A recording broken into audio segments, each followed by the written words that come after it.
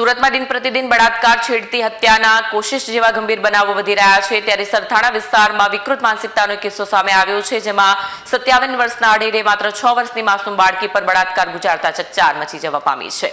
સુરત શહેરના સરથાણા વિસ્તારમાં રહેતા એક વૃદ્ધ તારીખ 11 જાન્યુઆરી 2026ના રોજ સાંજે 7 વાગ્યાના અરસામાં પોતાની પૌત્રી અને પૌત્રને ઘરની નીચે રમાડવા માટે લઈ ગયા। આ દરમિયાન માસૂમ પૌત્ર રડવા લાગ્યો, જેથી તેના દાદા તેને ઘરે મૂકવા માટે જતા હતા। આ સમયે તેમના ઘર પાસે આયુર્વેદિક શેમ્પૂ અને દવાઓ વેચવાની દુકાન ધરાવતા વિનોદ મોહન અડગણ, જે દાદાની પોતાની વાતોમાં ભોળવ્યા અને તેની 6 વર્ષની દીકરીને દુકાને બેસાડી તેમના પુત્રને ઘરે મૂકવા જવા માટે જણાવ્યું, જેથી વૃદ્ધ દાદા તેમની વાતમાં આવી જઈ 6 વર્ષની દીકરીને વિનોદભાઈને દુકાનમાં બેસાડી હતી।